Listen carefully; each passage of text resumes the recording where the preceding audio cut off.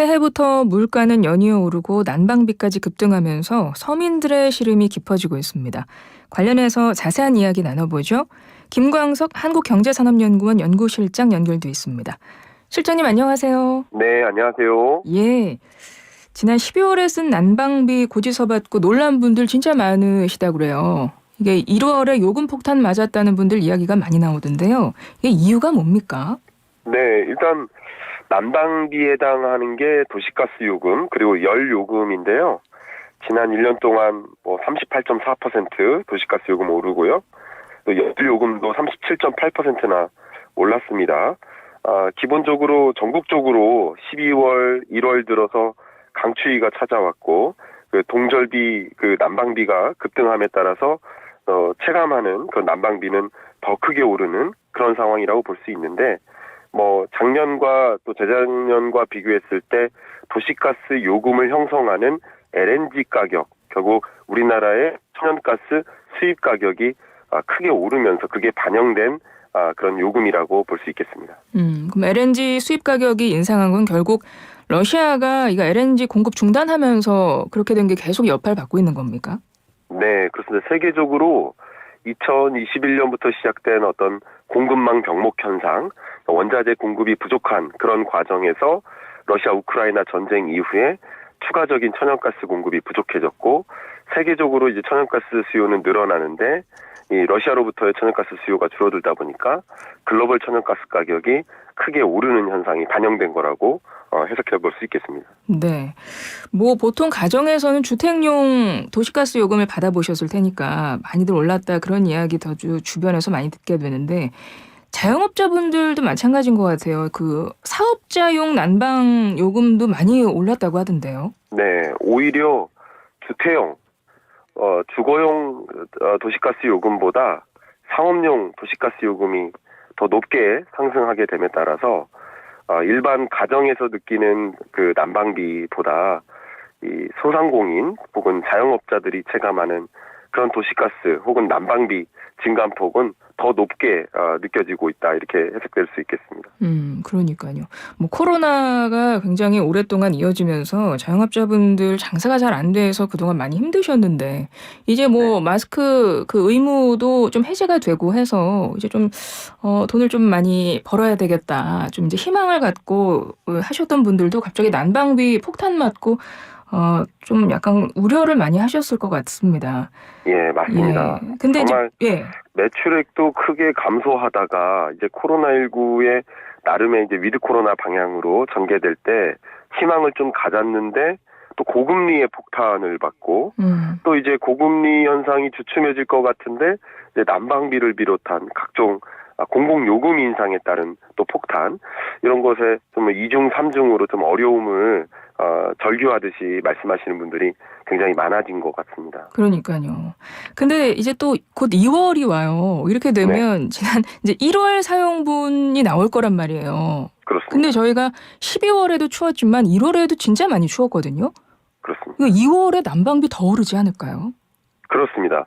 우리가 지금 받아든 이렇게 난방비 가지고 이야기가 많이 나오고 있는데 이게 결국 12월에 사용한 도시가스나 열 요금이라고 볼 수 있거든요. 예. 근데 우리가 이제 다음 달에는 1월 요금을 또 받아들게 될 텐데 12월보다 체감 온도가 더 낮았고 강력한 이런 한파 때문에 더 많은 난방 요금을 지불할 수밖에 없는 그런 상황이기 때문에 그러니까 난방을 그만큼 많이 하셨을 테니까. 그렇죠. 예. 그러니까 사실은 11월까지도 이 도시가스 요금은 계속 빠른 속도로 올랐습니다. 비슷한 상승 속도를 유지했는데 11월까지는 상대적으로 이 난방을 많이 사용하지 않았고 12월부터 본격적으로 사용한 거거든요. 그러면서 더 체감하는 그런 도시가스 요금 이런 것들이 부담이 되는 건데 다음 달에는 1월 요금을 받아들면서 또 한 번 놀라는 그런 일이 벌어지지 않을까 하는 걱정, 우려가 좀 됩니다. 2월에 받게 되는 고지서가 더 많은 분들 더 놀라게 하실 것 같은 좀 그런 생각이 들어서요. 네. 예. 그러니까 오른 이유가 우리가 수입해온 가스값이 단기간에 많이 올랐기 때문이라는 말씀으로 들리는데 저는 근데 궁금한 것이 보니까 국제 가스 가격은 좀 하락했다 이걸 본 것 같아요. 이런 기사를. 맞습니다. 예, 근데 일단 국제 가스 가격이 왜 하락했을까요? 뭐 전쟁 끝난 것도 아니죠. 뭐 오펙에서 네. 증산 결정한 것도 아니죠. 네. 예, 실제 국제 가스 가격은 내렸고 그 이유 좀 간략히 짚어주시겠어요? 네. 기본적으로 모든 가격은 수요와 공급에 의해 결정되니까요. 그러니까 러시아산 가스가 충분히 공급되지 못하다 보니까 가격이 치솟은 거라고 해석할 수 있고요. 반면 22년 하반기부터는 글로벌 리세션, 경기 침체에 대한 우려가 팽배하면서 도시가스를 비롯한 각종 에너지 수요가 급격히 줄어듭니다. 그러면서 또 가격이 안정화되는 흐름이에요. 근데 이쯤에서 드는 많은 우리 애청자분들의 질문이 어쨌든 22년 중후반부터는 가격이 많이 떨어졌는데 왜 이제서 도시가스 요금을 올리느냐 하는 질문을 하세요. 그렇죠. 우리는 그런데 왜 오르냐 이게 제일 궁금하시겠죠. 그렇습니다. 그 부분에 대해서 답변을 좀 드려보면요. 그동안 도시가스 요금 인상률이 굉장히 낮았습니다. 오히려 LNG 가격은 치솟았는데 그것을 충분히 반영하지 못하던 터였어요. 그런데 그 못하는 과정에서 미수금이 약 9조 원까지 늘어납니다. 미수금은 다른 말로 어떻게 보면 손실, 적자라고 볼 수 있겠죠. 근데 현 정부의 주된 이 경제정책 방향 중에 하나가 공기업들의 효율화, 방만 경영 해소 이런 것들이거든요. 그러다 보니까 공기업, 에너지 공기업들의 어떤 효율화 혹은 적자난 해소 이런 것들을 주된 방침으로 삼다 보니까 그러면 이제 공기업들 입장에서 할 수 있는 일이 가격을 올리는 일인 거죠. 예. 그래서 뒤늦게 가격을 올리는 과정에서 또 가파른 이제 요금 인상분을 우리는 체감하게 되는 거라고 볼 수 있겠습니다. 한 보도를 보니까 진짜 지금 말씀하신 가스공사 미수금을 뭐 올해 안에 다 해소하려면 가스요금 3배나 올려야 된다 이러던데요. 이건 무슨 얘기예요? 진짜 3배 정도 올라갑니까 이렇게 되면? 네, 그러니까 결국은 이 미수금 회수 3년 동안 이제 단계적으로 요금을 올리는 과정에서 이제 미수금을 회수할 수 있고 적자난을 이제 해소할 수 있겠다. 그러니까 가스요금과 전기요금 같은 방향이라고 볼 수 있겠고요. 그밖에 교통요금까지도 전반적으로 이 공기업들이 적자난에 시달리고 있다 보니까 요금 자체, 가격 자체를 올림으로써 그것을 해소할 수 있는 그런 방향을 설정한 것이라고 볼 수 있고요. 우리 소비자 입장에서 생각해 보면 이 공기업이 제공하는 이런 에너지나 교통 서비스 이런 것들은 거의 독점적 지위를 가지고 있거든요.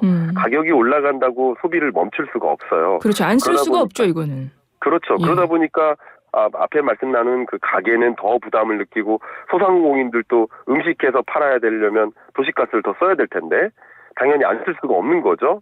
그러면서 이런 가스 요금 같은 것, 전기 요금 같은 것들이 오름에 따라서 그대로 직격탄으로 반영을 할 수밖에 없는 상황이라고 볼 수 있겠습니다. 그러면 그 도시가스 원료비 미수금 그 적자난 거 9조 원이라고 아까 말씀하셨던 것 같은데 이거 네. 진짜 올해 다 전액 회수하는 계획으로 그렇게 진행을 할까요? 올해 계획을 회수하는 방식이라기보다는 향후 3년 동안 점진적으로 가스요금, 전기요금을 올려나가는 과정이라고 볼 수 있겠고요. 1분기는 좀 쉬되 2분기부터는 또 가스요금을 계속 점진적으로 올려나갈 계획들을 발표하고 있습니다. 그렇군요. 그리고 정부가 또 한 가지 이제 난방비 대란 사태가 현실화되니까 취약계층 그리고 사회적 배려 대상자 가구에 대해서 에너지 지원 대책을 발표했습니다. 우리가 흔히 에너지 바우처라고 한 내용인데요. 이게 원래 있던 제도로 알고 있는데 이번에 발표한 내용은 어떤 겁니까? 네, 일단 소득 계층별로 우리 가구들을 구분해 보면 하위 20% 1분위 가구의 경우에 전체 소득 중에서 에너지 지출이 11%가 넘게 차지합니다. 반대로 상위 20% 5분위 고소득층의 경우에는 에너지 소비 지출이 전체 소득에서 2%가 안 됩니다. 다시 말하면 에너지 가격이 치솟으면 상대적으로 저소득층이 더 힘들게 그 부담을 느낄 수밖에 없겠다라는 그런 구조적인 것을 설명해 드린 건데요. 그런 과정에서 에너지 가격이 치솟고 공공요금이 오르면 역시 서민들, 저소득층, 취약계층이 너무나 힘들기 때문에 에너지 바우처라는 제도를 이미부터 마련했었습니다. 네, 현재는 그 대상을 확대하고 에너지 바우처 가지고는 충분히 난방비를 절감할 수 없는 상황까지 이렇게 치닫았기 때문에 그 양을 좀 늘리기 위한 과정이라고 볼 수 있겠습니다. 그러니까 지급 대상을 조금 더 범위를 늘리고 에너지 바우처에서 지원하는 금액도 좀 올라가나요? 그렇습니다. 둘 다 올리는 방향이고요. 문제는 이미 작년까지도 에너지 바우처라는 제도가 있었는데 지자체를 통해서 전달이 되는 거거든요. 근데 이 방송을 들으시는 분들은 내가 혹시 그 연락 두절 상태여서 에너지 바우처를 이용할 대상임에도 불구하고 이용하지 못한 사람인지 스스로 좀 적극적으로 주민센터나 구청 같은 데 가셔서 확인해 보시는 것도 좀 방법이지 않을까 생각이 됩니다. 아, 그렇군요. 지자체에서 연락은 해주는데 네. 에너지 바우처 대상이니까 좀 지원을 받으시라고 연락은 하는데 혹시 연락을 못 받았거나 그러니까 내가 해당이 될 것 같은데 혹은 해당이 되나 한번 꼭 본인이 직접 확인은 해보시는 게 좋겠군요. 그렇습니다. 이거 놓치는 분들도 많으실 것 같은데요. 네, 그래서 오늘 이런 방송이 네. 그런 정책 제도적인 지원책도 분명히 있는데 있음에도 불구하고 활용하지 못하는 대상들에게 꼭 전달이 됐으면 좋겠다는 마음입니다. 네, 그렇습니다. 그리고 다시 이제 많이 우리 그 생활 물가가 많이 올랐다 이런 이야기를 또 해야 될 것 같아요. 네. 예, 아까 말씀하셨지만 가스요금도 가스요금이지만 다른 공공요금들도 이거 계속 올랐거나 오를 예정이라 그래요. 뭐 지하철 버스 요금, 상하수도 요금, 쓰레기 종량제 봉투 가격도 오른다고 하더라고요. 네, 맞습니다. 예. 지하철 요금, 버스 요금도 뭐 300원에서 400원가량 서울부터 시작해서 오를 가능성이 높아졌고요. 그 밖에 뭐 택시 요금 마찬가지 여러 가지들이 다 오르는 과정이라고 볼 수 있겠습니다. 가장 걱정이 되는 것은 예. 전 세계적으로 이 물가가 정점 찍고 안정화되는 추세하에 있어요. 우리나라도 마찬가지라고 볼 수 있습니다. 그러나 이런 공공요금이 뒤늦게 반영되면서 우리나라만 물가를 잡는 일을 놓치게 될 수 있지 않을까 이런 게 가장 우려가 되고요. 지금 22년, 23년 경제의 핵심은 우리 경제의 숙제는 어쨌든 물가 잡는 거거든요. 네. 근데 물가 잡는 걸 만약에 놓쳐버리게 되면 이런 과정에서 놓치게 되면 우리나라는 추가적으로 금리를 인상할 수밖에 없어요. 예. 물가는 어쨌든 잡아야 되니까. 그럼 금리가 올라가 버리면 기업들이 더 투자 심리가 위축됩니다. 그렇죠. 돈을 빌리기가 힘들 거 아니에요. 그렇죠. 예. 그럼 투자 심리가 위축되면 정말 말 그대로 고용 침체가 올 수 있고 그러면 소득 수준이 떨어지고 그게 말 그대로 경기 침체의 악순환으로 갈 수 있거든요. 정말 이렇게 물가 잡는 게 숙제일 때는 물가 잡는 데 집중했으면 좋겠는데 이렇게 시점적으로 좀 엇박자가 나는 정책 방향 아닌가 하는 그런 걱정이 좀 되고 있습니다. 그럼 물가가 오르면 지금 말씀하셨듯이 물가를 잡기 위한 정책을 정부에서는 쓸 수밖에 없고 네. 그중에 뭐 생각해 볼 수 있는 게 금리를 올리는 거잖아요. 그렇습니다. 근데 지금 이렇게 금리만 계속 추가적으로 인상하면 좀 우려된다는 말씀이신 거죠? 굉장히 많이 우려됩니다. 그럼 이거 어떤 방향으로 가야 될까요? 그러니까 물가 상승세가 정확하게 안정화될 때 목표 물가 2%에 부합하는 수준으로 물가가 좀 어느 정도로 안정이 됐을 때 그때 후순위로 이런 공공요금을 올리는 그런 절차를 단행해도 늦지 않지 않나 이런 생각을 하고 있습니다. 왜냐하면 우리나라가 근래 들어 저물가가 우려되는 상황이었어요. 네. 21년, 22년에 고물가라는 전쟁 이후에 충격이 나타난 것뿐이에요. 그럼 물가가 어느 정도 잡히고 나면 또 저물가가 우려되는 그런 경제 국면으로 갈 수 있거든요. 그럴 때 이런 공공요금을 올려도 늦지 않다 이렇게 생각을 하고 있는데 조금 더 이미 공약에서부터 제시했었던 이런 공공기관의 정상화를 좀 더 앞장 세우다 보니까 어떻게 보면 물가 잡는 일도 좀 놓치고 서민들의 부담은 더 가중되고 그런 지경에 좀 놓이게 되는 게 아닌가 하는 우려가 많이 되는 상황입니다. 공공요금도 계속 오를 것 같고 또 생활물가도 지금 계속 오를 것 같아요. 뭐 과자, 시리얼 같은 가공식품 또 생수, 먹거리 가격도 한꺼번에 오른다는 기사가 있던데 근데 지금 말씀하셨듯이 그러면 추가적인 금리 인상은 이게 오히려 더 역효과가 날 수 있기 때문에 물가가 안정됐을 때 그런 정책에 들어가는 게 좋다라고 말씀하셨잖아요. 그렇습니다. 그럼 이거를 그냥 두면 물가가 안정되지는 않잖아요. 뭔가 그 정책을 해야 되지 않아요? 뭔가 손을 봐야 될 것 같긴 한데. 네, 지금으로서는 어쨌든 물가가 가파르게 오르다가 정점을 지난 22년 7월에 찍고 지금 하향 안정화되는 흐름에 있어요. 그러면 23년 상반기, 하반기에 걸쳐서 상반기 약 4%대 그리고 하반기 3%대 목표 물가에 부합하는 방향으로 움직일 것으로 보고 있습니다.